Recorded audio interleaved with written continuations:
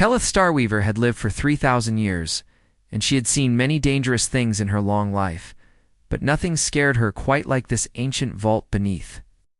The crystal spires of the old room hummed with a dark energy that made her pointed ears flatten against her silver hair, and beside her stood Ashan Fong, who was her dragon companion for 2,000 years, and he growled deep in his black throat with his green eyes glowing in the dim light.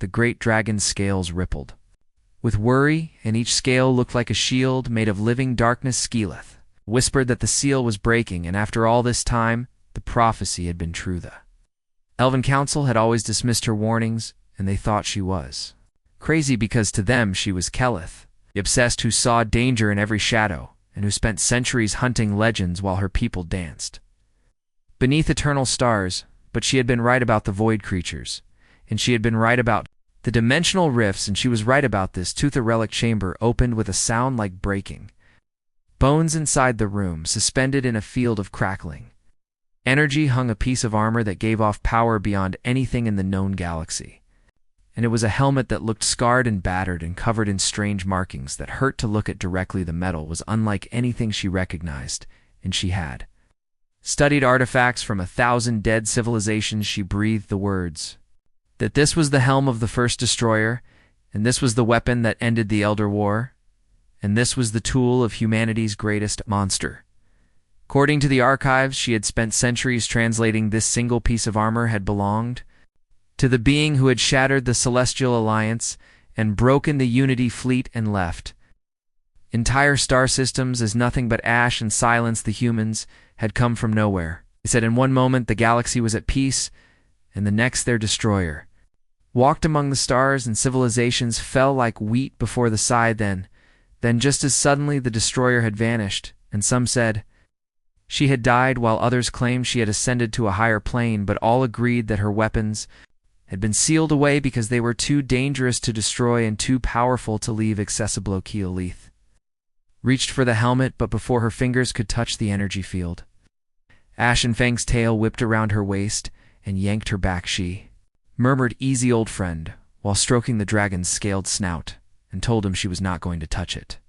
Yet the field collapsed. Suddenly alarms screamed through the vault, and the helmet fell and clattered against the ancient floor with a sound that seemed too normal for something so legendary, and in that instant Kelith felt it, which was a pulse of recognition, like a beacon activating after countless years of silence somewhere in the galaxy. Something had felt the relic awaken. No, it was not something but Sumina. Kelith whispered by the eternal stars that they needed to leave right now, but it was already too late because the vault's entrance exploded inward, and through the smoke and debris walked warriors she recognized all too well. The Sovereign Guard were elite soldiers of the Galactic Council, and their armor gleamed with authority. Leading them was Commander Vreth, who was a four-armed Kesherite, whose reputation for being ruthless exceeded even Kelith's own reputation, and his insect-like mouthparts clicked in what might have been satisfaction. Commander Vreth announced that Kelith Starweaver was under arrest for violating the sealed archives act and for attempting to steal a restricted artifact. His multiple eyes fixed on the helmet clutched in her arms, and he commanded her to step away from the relic immediately. Lith's mind raced because she could fight, since she had taken down threats that would make these soldiers run away in terror, and Ashen Fang could burn half of them before they drew their weapons. But this was not a battle she could win, and not here and not now. She said that they did not understand, and told them the seal breaking was not an accident because something triggered it, and something was coming for this helmet, and when it arrived, things would be very bad. Commander Vreth's voice was flat and final when he told her to be silent, and said the council would hear her conspiracy theories at her trial. He ordered his guards to secure the prisoner in the helmet, but he never finished the sentence. The wall behind him simply stopped existing, and it did not explode or shatter, but just ceased to be there. One moment it was there as ancient stone that had stood for 10,000 years, and the next there was only empty space and the infinite stars beyond. And standing in that impossible opening was a human. Kelith had seen humans before, of course, since they were uncommon in this part of the galaxy, but not on non-traders. And explorers and soldiers came through sometimes, because they had been slowly spreading through the cosmos for the last few centuries, and they were curious and able to adapt in that particularly human way, but this human was different from all. The others, she was young and impossibly young for someone who gave off such casual and terrifying power, maybe. 30 human years old with brown hair pulled back in a practical ponytail and wearing what looked like normal clothes, which included a simple jacket and worn boots and a bag slung over one shoulder. She looked like she had just walked off a colony transport ship and not through the most secure vault in the sector, the human said. Oh, good. She was not too late, and her voice was cheerful. And completely wrong for someone who had just made a smoking crater where a reinforced wall had been moments ago, her eyes, which were an ordinary brown color, fixed on the helmet in Keleth's arms, and she said that Keleth had found her mom's old gear and her mom had been looking for that helmet for ages. The silence that followed was complete and absolute.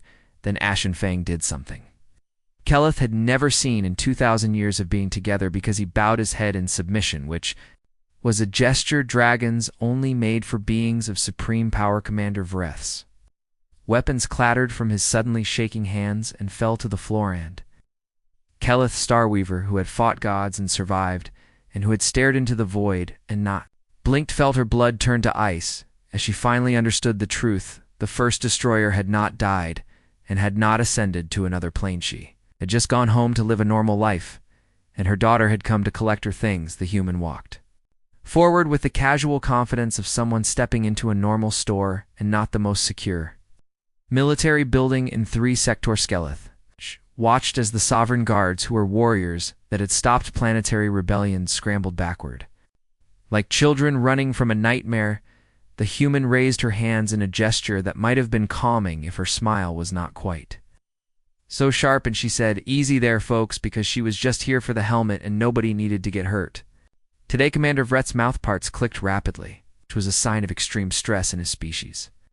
And he said that she was human and she could not be related to the destroyer, because the destroyer was active 3,000 years ago, and humans did not live that long. The human laughed as if the idea was silly and said, oh, she was not the destroyer because that was her mom, and she was just the person sent to get things back. Her name was Kate Bishop, by the way, and it was nice to meet everyone, Kate. Bishop and Keleth thought about the name and compared it to what she knew of human naming ways. Such an ordinary name for someone who had just casually destroyed a wall that had been reinforced with the strongest materials known to science. Keleth heard herself speak, and her voice was surprisingly steady when she asked if Kate's mother was the being who destroyed the Unity fleet and who burned the Celestial Alliance to ash. Kate's expression became complicated, and she said, look, she knew her mom's wartime service was kind of a sensitive subject in this part of space, but everyone really needed to get the full story. She explained that her mother was not the one who started the war, and the Unity fleet was literally going to commit genocide against Earth because humans did not fit their idea of acceptable life. Her mom just defended her home, and she did it thoroughly. Commander Vreth's voice cracked when he said thoroughly, and pointed out that she had destroyed 17 civilizations. Kate corrected him and said it was 17 military fleets from civilizations that wanted to wipe out humanity completely. Exclaimed that her mom was pretty big on proportional response, and if someone tried to eliminate her species, then she made sure they could not try again. It was pretty simple. Ridiculous. Mind was spinning because this went against everything in the archives, and the official histories painted humans as the aggressors and the destroyers in the chaos. That had to be stopped, but histories were written by the winners, she realized, or in this case by survivors who were desperate to justify their defeat. Ashen Fang nudged her gently with his massive head, and through their mental bond, Keleth felt his wordless advice to trust her instincts. The dragon had recognized something in this human, and some fundamental truth that went beyond politics, and Lee Scaled said carefully that if Kate was just here for the helmet, then she should take it and go, because Keleth would not stop. Kate's eyebrows rose, and she said, huh, because she was not expecting reasonable behavior from an elf who broke into a forbidden vault, but no offense. Mint Keleth replied that none was taken, and she glanced at Vreth and his guards, who were slowly backing toward the entrance, though. She suspected the council would have something to say about this whole situation. Kate said with a shrug that the council could file a complaint with the human diplomatic corps, and she was sure they would get a very polite letter explaining why trying to keep her mom's property was a bad idea. She held out her hand and asked for the helmet. Please, Akilith stopped and thought, because every instinct she had sharpened over 3,000 years was screaming that this was important and that this moment would define something crucial. The helmet felt warm in her hands and almost alive, and it vibrated with a frequency that made her magical senses ache before she ache. Gave the helmet away. Kelith said slowly that she needed to know. Why now? Because the seal on this vault had been stable for thousands of years. So what had changed? Expression shifted, and the casual humor faded into something more serious. She said that was actually a good question, and explained that her mom had lost track of her old gear when she retired from active military duty. Most of it got scattered across the galaxy and sealed away by the surviving members of the Alliance as dangerous artifacts. Her mom had been slowly tracking the pieces down, but it had been low priority work until about a month ago, and something pinged her detection network then. Someone had been trying to break the seals on her weapons storage location's commander. Vreth demanded to know who was doing this. Kate replied that if they knew who it was, then she would not be having this conversation right now. She explained they just knew that someone out there was very interested in collecting First Destroyer artifacts. Given what her mom was capable of doing with her gear, then someone else having those weapons would be really problematically. Repeated the word problematic in a flat tone and said Kate meant catastrophic. Kate grinned and said she liked Kelith. Because she got it so? Yeah, Kate had been jumping around the galaxy and picking up her mom's old stuff before whoever was collecting it could get there. First, usually she arrived early, but today she had cut it close. She gestured at the helmet and explained that thing was one of her mom's neural interface units in the wrong hands. It could be taken apart and copied and potentially mass-produced. Kate asked Kelith to imagine how well that would go. Kelith could imagine it very clearly because, in fact, she had spent the last 3 centuries imagining exactly that nightmare scenario. It was why she had come here, and why she had broken every law and rule to reach this vault before someone else did. She had felt it building in that presence, gathering in the shadows, and that hunger for power that always led to Warklith admitted that she had been tracking the stolen artifacts too, and explained the pattern of broken seals and missing weapons. She said she thought someone was trying to awaken the destroyer or bring back the first war. Kate's expression became grim, and she said maybe they were trying to do exactly that. She explained that her mom had been retired for 3,000 years, and she had a nice house on Luna and taught classes at the university and made terrible pottery as a hobby, but if someone forced her hand and if someone threatened Earth or used her weapons to hurt people, then Kate trailed off. But the meaning was clear. The destroyer would walk again. And this time she would be angry. Kelith made her decision right then and stepped forward and placed the helmet in Kate's hand. She said then they had the same goal, which was to find whoever was collecting these artifacts and stop them. Kate tilted her head and studied Kelith with sudden focus. She said we, with a question in her voice, and pointed out that lady, no offense, but this was kind of a human problem, and Kelith should probably stay out of it. Kelith countered that this was a galactic problem. And like it or not, she was the only person who had spent centuries studying these artifacts. She knew where they were and how they were protected and what they could do. Kate needed her help whether she wanted to admit it or not. A deep voice spoke up and said she was right. It was Ashen Fang, because the dragon spoke rarely in the common language and preferred the silent communication. He shared with Kelith when he did speak. It was worth listening to. The dragon said the seeker served balance, and she would be needed in what was coming. Kate looked at the dragon and then back at Kelith with something calculating in her eyes. Finally, she nodded and said okay, but they would do this her way, and if her mom said Kelith was out, then she was out. She asked if they had a deal.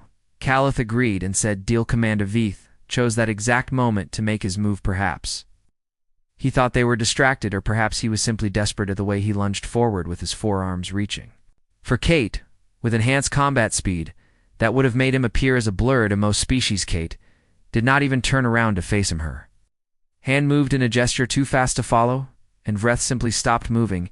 He was frozen in mid-lunge and suspended in mid-air by some invisible force. His eyes were wide with shock and pure terror. Kate said pleasantly that, "Commander?" Vreth seemed like a decent guy, so she was going to give him some free advice. He should not, under any circumstances, try to detain her or her new friend here. He should not report this to his superiors until they were long gananned.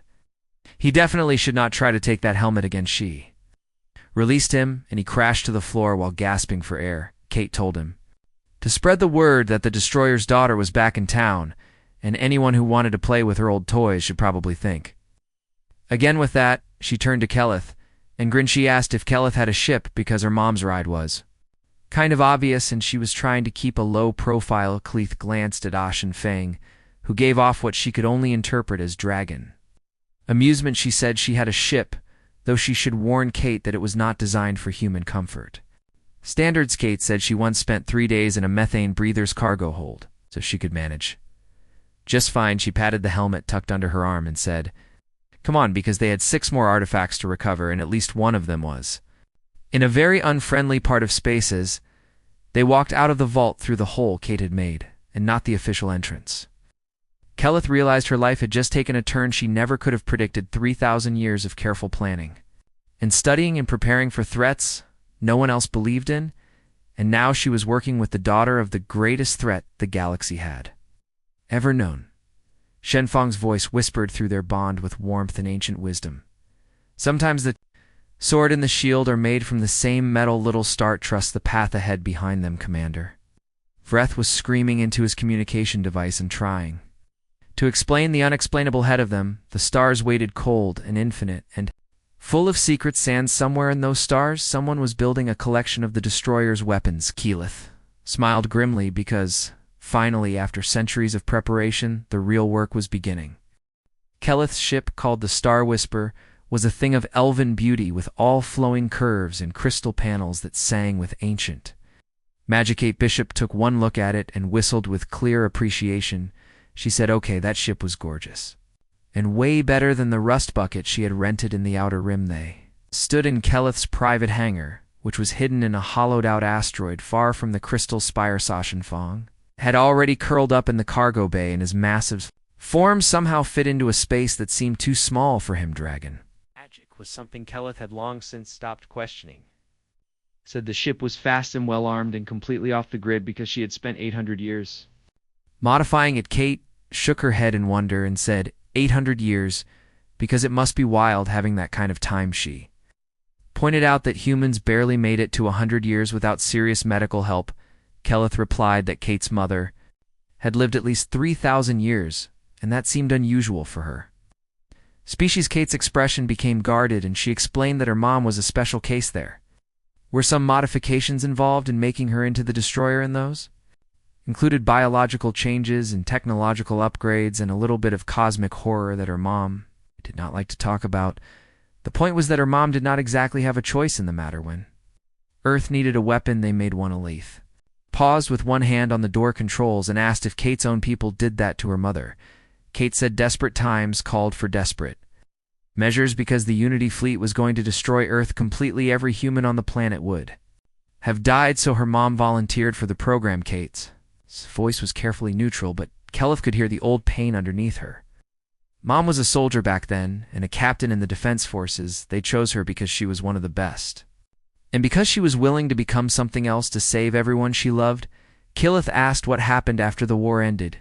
Kate explained that after the war, the people who had modified her mom tried to put her down like a sick animal. Apparently, having a living weapon walking around made everyone nervous. Her mom declined to be killed, though she took her ship and disappeared for about 200 years. By the time she came back, everyone who had been involved in the program was dead of old age, and humanity had moved on these days. Her mom was just a slightly strange professor who happened to be functionally immortal. Keleth absorbed this information as they entered the ship's bridge. Story painted a very different picture than the U.S. archive suggested. Not a monster who had destroyed the galaxy for fun, but a soldier who had sacrificed everything to protect her home and then been betrayed for it. Keleth said quietly that the official histories made no mention of this because they portrayed humans as the aggressors who started the war. Kate said that history was written by the survivors and echoed what Keleth had been thinking earlier. The survivors of the First War were really motivated to make sure nobody looked too closely at why they had tried to wipe out an entire species. She dropped into the co-pilot's chair with familiar ease and asked where they were headed first. Caliph pulled up a holographic star map and marked 6 locations in glowing red light. She explained these were the remaining artifact sites she had identified over the years. 3 were in neutral space, and 2 were in active war zones, and 1 was in a very special place.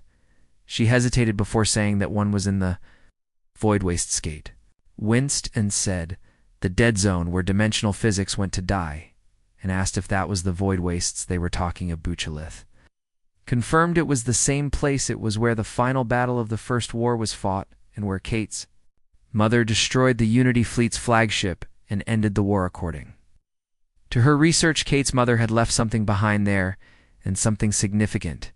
Kate said great, because her favorite kind of family reunion was the kind that took place in cursed space. She studied the map and asked what the smart move was. Should they hit the easy targets first, or rush to the void wastes before someone else got there? Akilith said they would go to Viridian Station first, and highlighted one of the neutral space markers. It was closest, and it was where she had detected the most recent artifact breach 4 days ago. Someone broke into a secure vault and took one of Kate's mother's sidearms. They might be able to pick up the thief's trail there. Kate nodded with approval and said smart. She asked if Viridian was a free port with no annoying law enforcement issue. Scaleth confirmed it was barely governed at all. Crime groups and soldier companies and information brokers ran the place, which meant whoever took the sidearm probably tried to sell it or trade it. There were Keyleth said she had contacts in the local underworld. Kate grinned and said of course she did. She was liking Keyleth more and more, because she was surprisingly practical for someone who looked like they should be writing poetry under Moontree. Skeleth said primly that she did write poetry because it was an excellent way to meditate, but also broke into forbidden vaults and hunted ancient weapons because someone had to do it. Kate said Kelleth was multi-talented, and her mom would definitely want to meet her. The thought of meeting the actual destroyer made Kelleth's stomach twist, but she pushed the feeling aside. One problem at a time, she told herself. First find whoever was collecting these artifacts, and then worry about facing the galaxy's most legendary warrior. The jump to hyperspace was smooth, and the star whispers sliced through the dimensional barriers like they were made of silk. In the enhanced space between reality's travel time compressed dramatically. What would have taken months at normal speeds would take mere hours here. Kate spent the first hour of the journey examining the helmet and running her fingers over its scarred surface with something like deep respect. She said that what was weird was her mom never talked about the war, like never at all. Kate grew up knowing her mom was the destroyer, but it was like this abstract thing. Mom saved Earth, and Mom's a hero, and don't worry about it. It was not until Kate was older that she learned what that actually meant. Keyleth asked how she learned the truth. Kate said she found her mom's old service records in a secure archive sheet, hacked into the system on a dare when she was 17 years old. She laughed bitterly and said she read the casualty reports and the tactical analyses and then psychological evaluations. She came to understand what her mother had become and what it had cost her. When Kate confronted her about it, her mom just said, "War is terrible, kiddo, and be grateful you have never had to see it." Kelleth guessed that Kate did see war, though. That was why she was here helping her mom recover these artifacts. Kate understood what was at stake. Kate confirmed that, yeah, she spent 5 years in the Human Defense Forces. She saw action in the Rim Wars and did 3 tours in dangerous places most people could not even pronounce. She was not at her mom's level because nobody was, but she knew what it meant to fight for something that mattered, and she knew what happened when weapons like this fell into the wrong hands. Before Kelleth could respond, the ship's alarms suddenly screamed. She was at the controls in an instant and pulled up tactical displays. She said they were being pulled out of hyperspace because something had caught them in a gravity trap. Kate asked if it was an ambush, and she was on her feet with all traces of casual humor gone from her face. Said it looked like an ambush. 3 ships with military grade signatures had been waiting here. They knew what they were doing. She said they were coming out of hyperspace in 10 seconds and called for Ashen Fang. The dragon's roar echoed through the ship as reality reasserted itself around them. They dropped back into normal space in a flash of twisted light, and Keleth immediately saw the problem. 3 warships surrounded them, and each one was covered with weapons and scarred from hard use, but it was the symbol on their hulls that made her blood run. Cold a broken crown over a shattered star.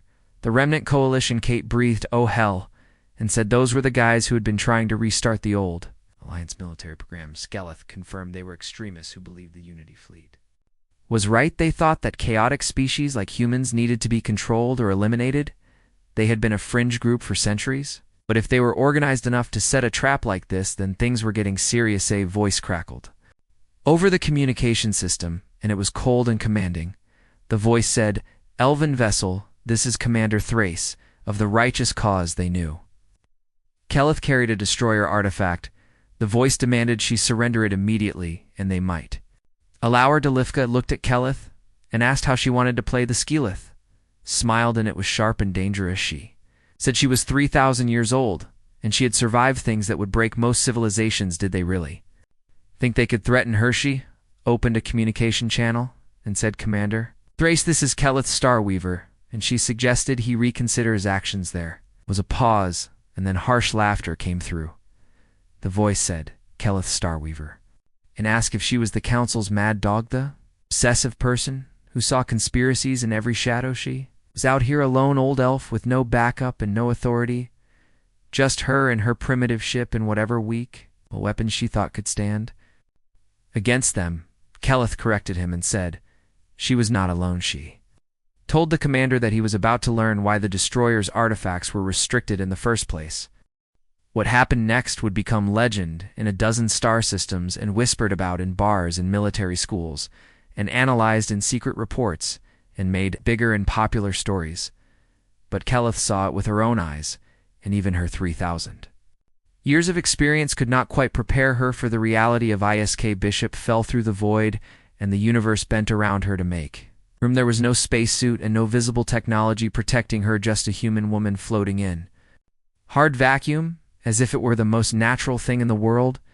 Energy crackled around her body, and it was the same reality warping power that had let her walk through a reinforced wall. But this was different because this was controlled and purposeful. Keleth watched through the sensors as Kate simply gestured toward the nearest remnant warship, and the vessel's shields collapsed like wet paper. Keleth called through their mental bond to Ashenfong and told him to ready the forward cannons. When she gave the word they would fire, the dragon's rumble of agreement was colored with something like satisfaction. He could feel it too, and the shift in the battle's momentum and the sudden terror radiating from the remnant ship's gate moved through space with impossible grace and covered the distance to the righteous cause in mere seconds. When she touched its hull, alarms must have screamed throughout the vessel, but by then it was too late. Keleth saw the energy signature spike as Kate's power flooded through the ship's systems like a virus of pure chaos.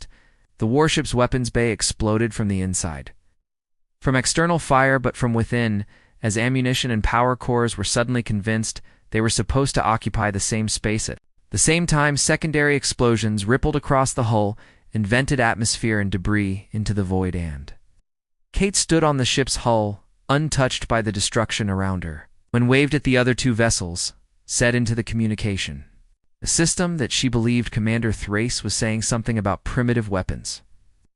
Response was exactly what she expected. The remaining two ships opened fire with everything they had. Plasma, cannons, and railguns and missile barrages flew at Kate. It was enough firepower to reduce a small moon to dust. Kate raised one hand, and the incoming fire simply stopped, frozen in space, with hundreds of projectiles and energy bolts hanging motionless like a deadly light. Shoshi studied them for a moment with her head tilted to one side, and then she pushed the weapon's fire reversed course, and every shot returned to its sender with doubled speed.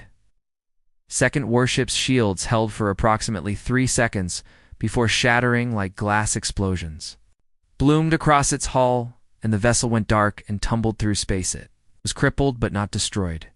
Kate's voice came over the communication system, and it was cheerful and terrifying at the same time.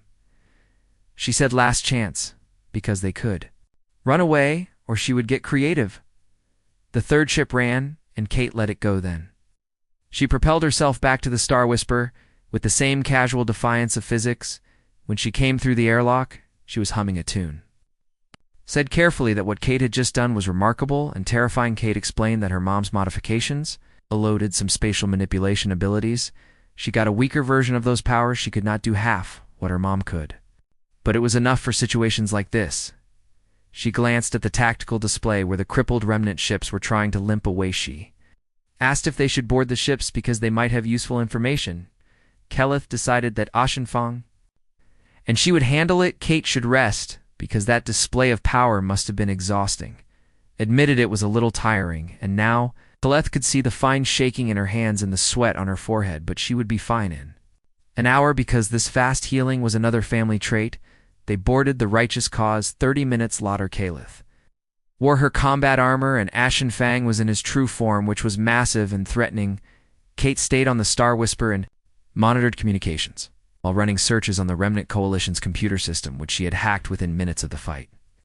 Ending the warship's interior was a disaster, with emergency lighting flickering and walls buckled, and the crew huddled in designated safe zones with their fighting spirit completely gone. Commander Thrace was a Zenith, which was one of the Alliance's original founding species, had 6 eyes and crystalline skin that reflected the emergency lights in broken colors. He hissed when he saw Keleth and said that she traveled with that thing, and that abomination. Keleth replied coldly that the thing was the daughter of the woman who saved her species from genocide, and Kate had shown remarkable restraint in not destroying his ships completely.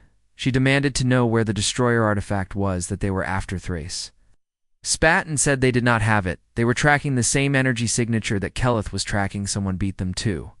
Viridian Station by 2 days. Keleth felt a chill run through her and asked who it was. Thrace said they did not know. The thief was good and better than them, and better than Keleth. Apparently they covered their tracks and paid off or killed witnesses and vanished like smoke. But Thrace said they knew what the thief was planning. The artifacts were not just being collected, but were being put together. Keleth asked what he meant by assembled, and her mind raced with possibilities. Thrace explained that the destroyer's full arsenal was modular and designed to work as individual pieces or combine into something greater. Someone gathered all the components and figured out how to activate the full system. Then he trailed off, but the meaning was Ashenfang growled low and threatening through their bond. Keleth felt his deep unease. This was worse than they had thought. She demanded to know how Thrace knew this information. Thrace said bitterly that they found one of the engineer's logs. One of the scientists who helped create the destroyer had kept records. His research was preserved in a data storage unit they recovered 3 months ago. It was all there, including the full specifications and the integration protocols and everything needed to rebuild the system. Keleth guessed that the data storage was stolen from them. Shortly after Thrace's silence was answer, Keleth felt the pieces clicking into place in her mind. Someone was not just collecting artifacts, but rebuilding the destroyer's full arsenal piece by piece. But for what purpose, she wondered, to become a new destroyer, or to threaten the galaxy into submission, or something worse? Kate's voice crackled over Keleth's communication. Advice, she said so. There was trying to rebuild her mom's entire weapon system, the thing that took 36 scientists and the entire Earth defense budget to create the first time. Keleth confirmed that, according to Commander Thrace, yes, that was exactly what was happening. Kate's voice was grim when she said, "Okay, new plan, forget Viridian Station," because she was calling her mom right now. Keleth asked if that was wise, though part of her desperately wanted to meet the destroyer and understand what kind of person could be both monster and hero at the same time. Kate said, "Wise, no, but necessary, absolutely." Someone was rebuilding her mom's arsenal, then her mom needed to know immediately, and if they were going up against whoever was behind this, then they were going to need her help. Keleth looked at Commander Thrace, who was defeated and bitter, and then at Ashenfang, who radiated calm acceptance. She said, "Very well," and told Kate to make the callback on the Star Whisper. Kate set up a quantum communicator, which was a device that looked incredibly advanced even compared to the ship's Elven technology. She punched in a code and then waited with her fingers, drumming nervously on the console. The connection was established, and the hologram projector flickered. 2 Life A woman appeared in the air before them. Keleth had built up an image of the destroyer in her mind over 3,000 years of research. She expected something imposing and terrifying and obviously powerful, a warrior in eternal armor. And scarred by centuries of war and radiating barely contained power, instead, she saw a woman who could have been Kate's older sister. Same brown hair and same brown eyes, though with fine lines at the corners that spoke of age and laughter. She wore a comfortable sweater and was holding a cup of tea behind her. Keleth could see what looked like a normal apartment filled with books and pottery. The most dangerous being in galactic history said warmly that she was not expecting a call from Kate. She asked if everything was okay. Kate's smile was genuine, but strained when she said, "Hi, Mom." She had told her mother that funny story, and did she remember how she said recovering her old gear would be? Simply, yeah, about that, Kate said, and began to explain. Keleth listened as Kate explained the situation, the remnant ambush, and the revelation about the assembly protocols, and the mysterious collector who was ahead of them. The destroyer whose name Kate mentioned in passing was Amy. Listened quietly. Her expression grew more serious with each detail Kate shared. When Kate finished, Amy was quiet for a long moment. Then she sighed and set down her tea and stood up.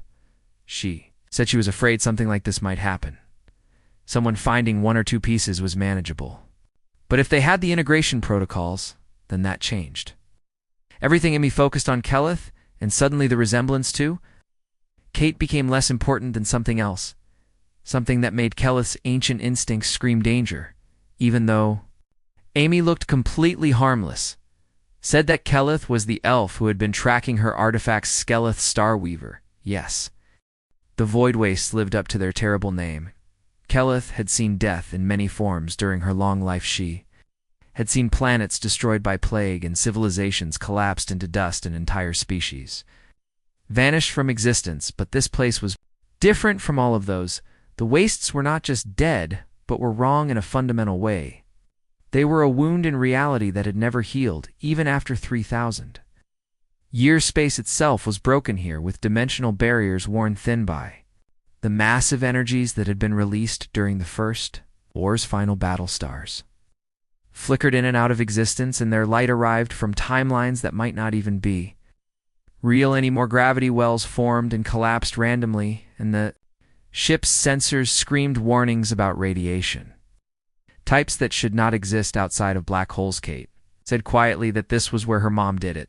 This was where her mom stopped the Atletity fleet according to the records Keleth had studied.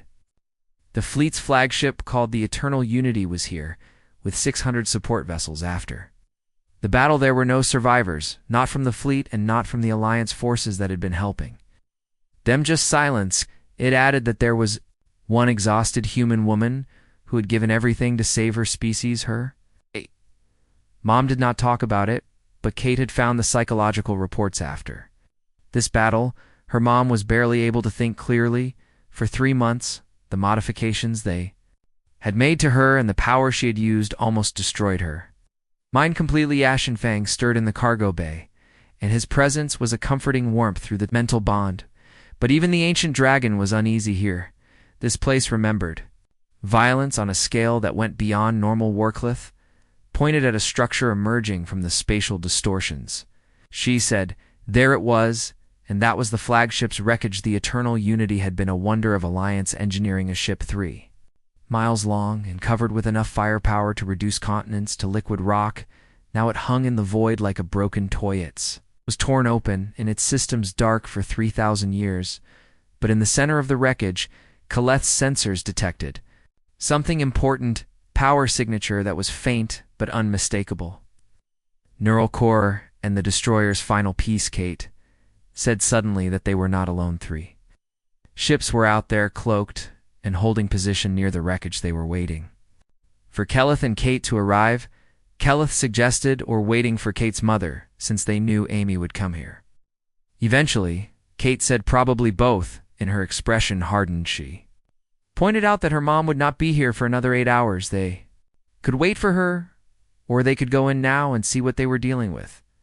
Keleth knew what the smart tactical decision should be: wait for their strongest fighter and go in with overwhelming force and keep risk low. But 8 hours was a long Time, and whoever was in those ships might use that time to secure the neural core Keleth called through their bond to. Ashenfang asked what he sensed. The dragon's response came slowly and thoughtfully. Endure, yes, but also necessity the path forward. Required courage and not caution. Keleth decided they would go in, but carefully. They were here to scout and delay, and not to fight a war. They approached the wreckage in stealth mode with the Star Whisper's magical camouflage blending them into the dimensional chaos. As they drew closer, more details became visible. The scale of the destruction, and the way the flagship's armor had been melted and twisted, and the dark burn marks that suggested something far beyond normal weapons. Kate whispered, "My God," because her mom did this with her bare hands. The report said she boarded the flagship and fought her way to the command center and tore the reactor out of its housing. She just ripped it out and threw it into a gravity well. Keleth started to say that would have taken strength. That was impossible, but then stopped herself factually given what she had seen. Kate, do maybe she should stop being surprised by what this family was capable of. They docked at one of the flagship's intact airlocks, and Keleth was grateful for her armor's life support systems. Atmosphere inside the wreck, if it could be called atmosphere, was toxic in ways that science could not explain. Kate seemed unbothered because her inherited modifications made her as comfortable in vacuum as she would be in a Parkishan Fong. Flowed out of the ship in his smaller form, about the size of a large horse. His scales absorbed what little light came into the wreckage together. The three of them made their way deeper into the eternal unity and followed the power signature toward the ship's core. They found bodies along the way, or what had been bodies 3,000 years ago. Alliance soldiers had died fast with their armor crushed or melted, and their weapons still held in hands that had become dried out in the airless void. Keleth felt a moment of sadness for them. These ancient dead had been fighting for what they believed was right, and never knowing that history would paint them as villains. Kate stopped at a sealed door and said the power signature was strongest beyond it. Kate explained that the flagship's command core was on the other side. Her mom's neural interface would have been connected to the ship's systems during the final battle and linked her mind to all the firepower of the Unity fleet when she left. She must have locked it behind Alliance security code. Seleth asked if Kate could open it. Kate said probably, but the moment she did, whoever was waiting out there would know they were here. She told Keleth to get ready. Ket placed her hand on the door, and Keleth saw energy crackle between her fingers. In the ancient metal, the door opened with a groan of protesting machinery. Beyond was a chamber that must have once been the ship's primary operations center. It was like a cathedral of technology and ambition. The center, suspended in a field of still active containment systems, was a piece of equipment that looked more like living tissue than technology, the neural core. And the crown jewel of the destroyer's arsenal, it pulsed with a dim light like a sleeping heart. Keleth could feel its presence in her mind as a whisper of vast and terrible power held in check by sheer force of will. Kate breathed that it had been waiting here all this time. It had been waiting for her mom to come back. A new voice said, "Not for her, but for me." They around to find a figure in the doorway backed by a dozen combat robots. The figure was human, or had been once extensive mechanical. Modifications covered most of their body, and their eyes glowed with an unnatural light. They wore armor that had pieces Keleth recognized, fragments of the destroyer's original gear integrated into a custom suit. The figure said, "My name is Lauren Hayes, and I am here to complete what Amy Bishop started, the evolution of humanity into something that can never be threatened." Again Kate's eyes narrowed, and she said, "Hazo, Lauren was the one who had been collecting the artifacts, but how did she survive the modifications?" Lauren smiled, and it was cold and triumphant.